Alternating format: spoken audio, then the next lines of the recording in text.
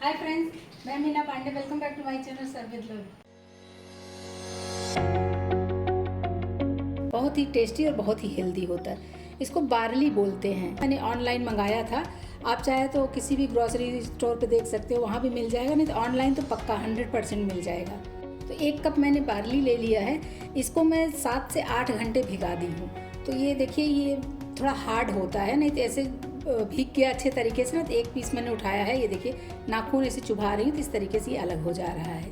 7 से 8 घंटा भिगाना ज़रूरी है। चाहे तो आप ओवरनाइट भिगा सकते हो। पानी निकाल दिया, अब देख रहे हैं। अब हो सकता है आप इसको पहचान रहे हो कि ये वही जौ ही है। ऊपर नीचे का छिलका उतार के इसको क्लीन कर दिया जाता, तो ये बार्ली हो गया। तो ये बहुत ही हेल्दी होता है। किसी भी टाइम में खाइए, ब्रेकफास्ट में खाइए, लंच में, डिनर में खाइए, या फिर आप डाइट कर रहे हो तो उस टाइम में भी इसको खा सकते हो। तो आज मैं वेज मसाला बार्ली बनाने जा रही हूँ। तो इसको मैंने धो के ले लिया। इसको मैं उबलने के लिए रखूँगी। और इसमें मैं जो ये भीगने के बाद है ना, तो इसके बाद थोड़ा सा ऊपर तक का पानी डालना है। 1/2 टीस्पून इसी में नमक डाल देती हूँ। नमक डालने से जल्दी गल जाता है। 3 से 4 बूंद इसी में रिफाइंड ऑयल डाल रही हूँ। कवर कर दिया। इसको गैस पे रख देती हूँ। 1 सीटी आ जाएगा तो 5 से 7 मिनट में स्लो गैस करके पका लूँगी। इसको रख देती हूँ पकने के लिए। ये देखिए, इसको मैं छान लेती हूँ।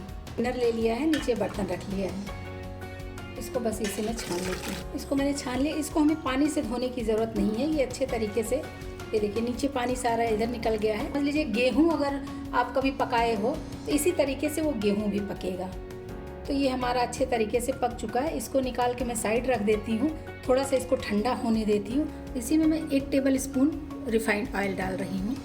आप कोई भी तेल ले सकते हो, खाने वाला जो भी आपको पसंद हो। 1 टीस्पून जीरा डाल रही हूँ। मैं थोड़ा सा लहसुन काट लिया, थोड़ा अदरक को ऐसे छोटे छोटे पीसेज में काट लिए, ऐसे लंबे लंबे से, और 2 हरी मिर्ची को इस तरीके से बीच से कट लगा दिया है। इसको डाल देती हूँ। मैंने 1 प्याज छोटे छोटे काट लिए, प्याज भी डाल देते हैं। प्याज डाल के चला देती हूँ। और प्याज को थोड़ा सा मैं ट्रांसपेरेंट होने देती हूँ। बहुत ज़्यादा नहीं पकाना है, हल्का सा ट्रांसपेरेंट हो जाए, बस वही इतना पकाना है। इसी में मैं थोड़ा सा करी पत्ता डाल रही हूँ। आपके पास हरा वाला है तो हरा वाला डालिए। मैं ले आके ऐसे सुखा के रख देती हूँ कि कभी भी ज़रूरत पड़ जाती है तो मैं सुखा के करी पत्ता रखती हूँ। देखिए प्याज हमारा ट्रांसपेरेंट हो गया है। तो मैंने ये 2 आलू काट लिए हैं। बड़े बड़े 2 आलू थे, ऐसे क्यूब क्यूब से काट लिए हैं। इसे आलू ही डाल देती हूँ क्योंकि आलू थोड़ा टाइम लेके पकता है ना। आलू डाल के मिक्स कर देते हैं। फिर मैं 1/2 टीस्पून नमक डाल रही हूँ ताकि ये आलू हमारा फटाफट गल जाए, मतलब फटाफट पक जाएगा ना नमक डालने से। तो इसलिए मैंने नमक डाला है। लेकिन हमें याद रखना है कि जब मैं फिर से नमक डालूंगी ना, तो वहाँ पे याद रखना है कि आलू में भी मैंने नमक डाला था। अभी गैस को बिल्कुल स्लो कर देती हूँ, ऐसे कवर कर देती हूँ। इसको मैं पकने देती हूँ। आलू को मैं चेक कर लेती हूँ। देखिए ये देखने में लग रहा है ना, थोड़ा सा ये आधा पका सा हो गया है। ये 50% आलू मेरा पक चुका है। मैंने 1/2 शिमला मिर्च काट लिया है ऐसे लंबे लंबे पीसेज में, और 1/2 गाजर काटा है, और थोड़ा सा मैंने ये गोभी भी काट लिया है। ये सब इसी में डाल देते हैं। 2 टेबल स्पून जितना मैंने फ्रोजन मटर लिया है। मटर को मैं फ्रोजन करके रखती हूँ, वही मटर यूज़ कर रही हूँ। 1 टमाटर को ऐसे लंबे लंबे स्लाइसेस में काट लिए, इसको भी डाल देती हूँ।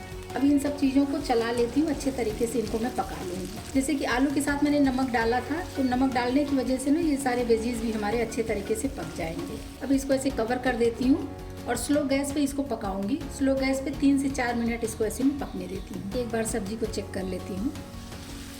तो सब्जियाँ तो हमारी काफ़ी खिली खिली सी हैं, देख रहे हैं ना कितनी खिली खिली सी लग रही हैं। ये टमाटर भी हमारा गल गया है, लेकिन लंबे लंबे स्लाइसेस इसीलिए काटे हैं ना ताकि एकदम से मेल्ट ना हो। मैं चेक कर लेती हूँ आलू को, ये चाकू से चेक करूँगी। आलू भी हमारा पक चुका है। बाकी जो सब्जियाँ होती हैं जैसे शिमला मिर्च हुआ, गाजर, ये सब तो सॉफ्ट ही होता है, तो ये सब भी हमारा पक चुका है। तो इसी में मैं कुछ स्पाइसेस मिला लेती हूँ। 1/2 टीस्पून हल्दी पाउडर डाल रही हूँ। 1/2 टीस्पून धनिया पाउडर डालूंगी। 1/2 टीस्पून काश्मीरी लाल मिर्च पाउडर डाल रही हूँ। 1/2 टीस्पून गरम मसाला पाउडर डाल रही हूँ।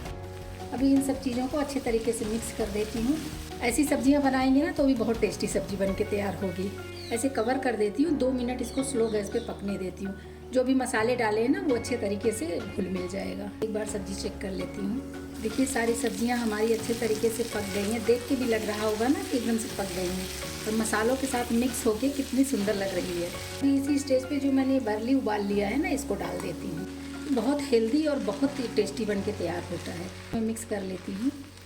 जो नमक पहले डाला था उसको याद करते हुए इसमें मैं टेस्ट के अकॉर्डिंग नमक डाल देती हूँ, क्योंकि अगर उसको हम याद करके नहीं डालेंगे तो नमक हमारा ज़्यादा हो जाएगा, तो फिर सारा जो बनाया है इतनी मेहनत करके ना सारा बेकार हो जाएगा, कोई मतलब नहीं होगा फिर। तो इसलिए नमक को याद करके ही डालना है, या तो फिर जितना बनाना है उसके अकॉर्डिंग आप पहले ही नमक डाल दीजिए या बाद में डालिए अगर याद नहीं रखना है तो।